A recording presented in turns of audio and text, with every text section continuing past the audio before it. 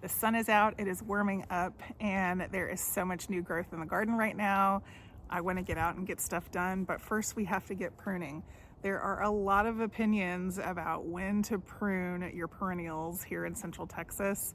I'm just going to give you the tips and tricks that I've learned over the years, and you can figure out what's best for your garden, but I'll show you how I do mine. Let's go. So my general guideline for pruning is to wait as long as possible. Um, Once it starts to heat up and you start to get some growth on your perennials, you'll be able to understand where that growth is coming from. And I'm going to explain that. So there are two types of perennials. There are herbaceous perennials and woody perennials. With your herbaceous perennials, you're getting growth that's coming from the base of the plant. Typically, the stems are thinner, usually they're green, and you're not going to get any new growth on those after a freeze. With a woody perennial, sometimes they're called subshrubs, you will get leaf dieback, and then the new growth in the spring will come back on the stems that you already have. And then, of course, just to make things a little more difficult, you have things that are sort of a combination. Rock rose is one that comes to mind. It grows both at the base and on the stems, so it's kind of a semi-woody perennial. But if you're a new gardener or you have new plants in your garden and you're not really sure what the growth habit is, it's always a good idea to wait, because you don't want to cut off limbs that could potentially have buds for new growth. You might not even know that they're there, because you'll be basically killing the plant and starting from scratch, and you don't need to do that. Now, the method I used is what's called chop and drop. And with chop and drop, it basically means you are cutting off these stems, but you're leaving them where they are.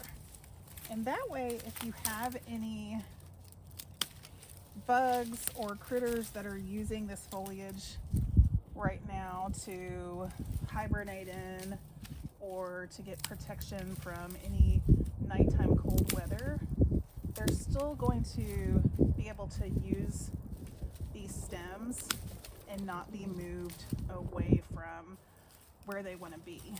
I mean, number one, I don't want to put these in a trash pile because I don't want these guys leaving my garden. There's a lot of good things that are going on in here.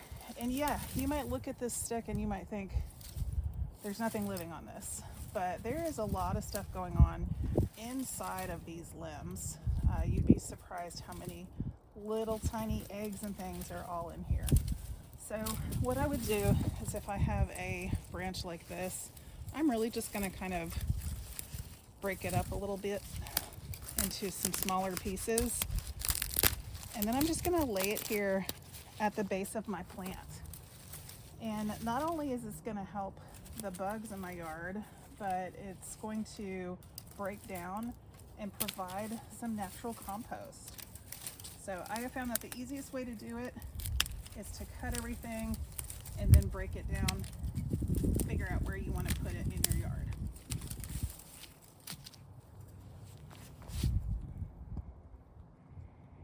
Now my rock rose, I'm actually going to leave like it is just for a couple more weeks. You can see I'm getting a lot of new growth. I do have a lot of dead growth on here that is not going to come back, but there is probably a lot of things that are living on this right now because there's not a lot of green in my garden. So I will give it a prune just to make it a little bushier once it really starts to leaf out. You can see at the bottom I've got a lot of new growth down at the base, but we're going to keep this guy like it is for now. And here I have a Flamacanthus, and at first glance it doesn't look like it's doing a whole lot, but you really have to get up close. Look, it's getting some new buds here. And yeah, it does have these dead leaves on here. I'm not worried about that. They're going to fall off naturally, and all these new buds are going to bloom out for me. I'm going to start getting flowers in a couple of months. So this guy is going to stay just like it is. All right, my bat face Cupthea. This is a good example of don't touch it until you know what it's going to do. I've talked about this one before. I have read that this is an annual. I have read that it is evergreen. I have read that it is perennial. So I don't really have a good idea of what it's going to do for me. Right now, it looks like I might have a little growth on the bottom, but that could also just be a weed that's growing up. I'm not really sure, and frankly, I don't want to risk it. My guess, just based on my experience, is that nothing is going to grow on this. I mean, it's pretty crumbly, but you know what? I'm just going to keep it like it is for now. I'm not in any kind of rush. I've got plenty of other things I can be working on. So we're going to give this a few more weeks and see what it does. Here's one of my Gora. You can see I've got a lot of basal growth coming in here. So I will be trimming back this dead stuff here on the top. Here's one of my lantana. And this one, I have found that it does get the new growth on old stems, but typically it will not go all the way up the stem. So I'm going to see new growth down here toward the base, but probably not toward these tips. That said, I'm just going to leave it like it is for now. It's not really bothering me. So we're going to let it leaf out a little bit more and just give it another few weeks. Now my Russian sage, this is actually a new plant to me. I've never grown one of these, so I'm not really sure what to expect of it. It looks like I'm getting some growth off of the old stems. So again, I'm just going to leave this guy like it is. It still has some dried flower heads on it. So this is just some food. If any pollinators or birds want to come by and grab a little snack, they can grab those little dried flower heads. We'll keep this guy like it is for now. Now this is one of my Salvia greggii, and I talked about this in a video I did a couple of weeks ago after the freeze. I was surprised how much dieback I had on this because these are typically evergreen even during bad winter storms, but I did get a lot of dieback. That said, I've got a lot of green growth going on here and just these top little limbs. So I'm just going to give this a light prune just to get some of this dead material off the top. And this should be gorgeous here really quickly in the next couple of weeks or so. It's already looking really good. This is another Salvia greggii. This one was more established. Did not get the freeze damage like my bicolor one did, but I just have some of those little dead flower stems at the top there. So I'll probably just clean this up a little bit. All right, and then on things like flowers, I really feel like keeping the stems is a good idea just because it helps you know where things are. Once it dies all the way back, you can't really see it. It definitely blends in. So having these little stems sticking up is going to help me make sure I'm not stepping on it or anything. You can see I do have like a tiny bit of green growth in there. So I'm just going to keep this like it is. Once it gets a little bit fuller, I may come back and, whoops, pull up some of these stems. But typically for my flowers, I just kind of leave them like they are until they start to grow in because they're very easy to prune. Okay, one of my perennials that I kind of do a little bit differently depending on the year is my Turk's cap. I have a huge stand of Turk's cap, and you can see it is definitely very dead. And the green that I'm seeing in the bottom is mostly weeds. I've got some clover in there. It's not my Turk's cap, so it's not coming up. I don't necessarily need to take this down right now. This is in my backyard, so it's not like it's causing any kind of, kind of ugly view or anything. If this was in my front yard, I would probably go ahead and cut it down. But because it hasn't come up from the bottom yet, and I'm doing so much other pruning, I'm just going to leave this up for a while and wait until that growth comes. I know that this is a herbaceous perennial. It's not going to bloom or leaf out on the old stalks. So that's not the reason why I'm keeping it up. I'm just keeping it up because Turk's Cap, this area of my yard is where a lot of my fireflies come out of. And so I don't want to disrupt any of my firefly eggs or nests right now. So this is just going to look a little brown for at least a couple of more weeks. And I'm fine with that. But again, if this was in my front yard, I probably would be pruning it back right now. Now, this is a euchera. It's also called a coral bells. This was the first year I've ever had one of these. I actually didn't think this would grow here in central Texas. I thought this was more of a lower zone type of plant.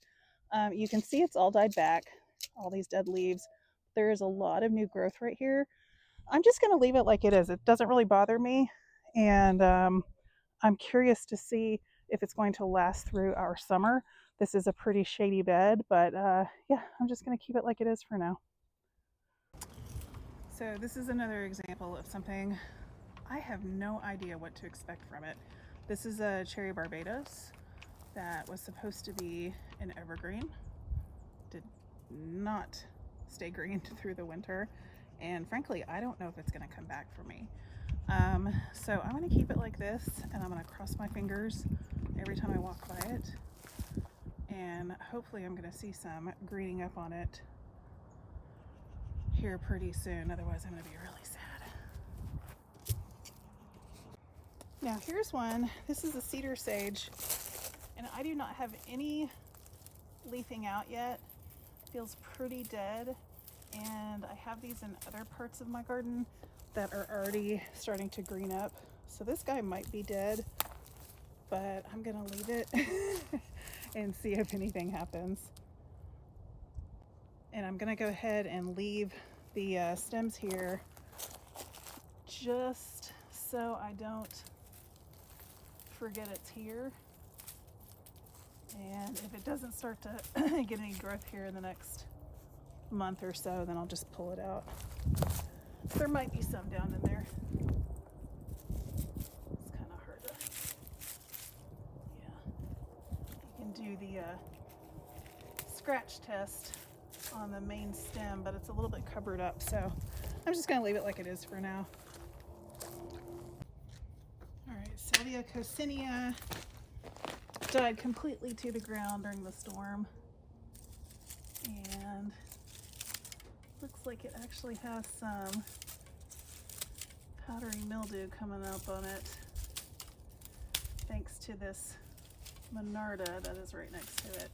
So I'm going to go ahead, cut this back as much as I can, and these stems I will not be leaving. I'm actually going to put on some gloves, and then I'm going to put these in the trash can. I'm not even going to compost these. You can see down here the powdery mildew that's coming up. So I'll have to deal with that too. And then the last thing we're looking at is some of our evergreens or semi-evergreens. This is a Monarda punctata. It's a spotted bee balm. And this actually did not die back during our freeze. It does have a little bit of dead growth on it. So I'm really just going to kind of trim up the top of it. Other than that, I'm not going to really do anything to it. Now, when it comes to shaping actual bushes, especially things that are evergreen or semi-evergreen, this is a Texas sage, a cenizo, and it loses quite a few leaves during the winter. So it does get quite sparse, but I always like to wait for a couple of months just to see where the new limbs are going to grow and how it's going to fill out on its own. And this is one that the new growth will come on the branches that are already existing. You can see I've got quite a few new little buds, these little light green areas. So I don't think I need to do any shaping quite yet, but we may end up doing some come like May. we'll just see how it goes. All right, guys, so that is a little bit about my pruning process. And, I think a lot of it just comes down to whatever makes sense for you. But the main things to be aware of is whether something is a herbaceous perennial or a woody perennial. And if you don't know, then just wait. There shouldn't be any rush to get anything pruned out now. It's, still another month until spring's actually here, even though it feels like it. But yeah, that's how I do my pruning. I'm sure if you ask 100 gardeners, you'll get 100 different answers. But that's how things happen in the half grass garden. If you haven't subscribed, please do that. I would appreciate a thumbs up, and I'll see you guys next time.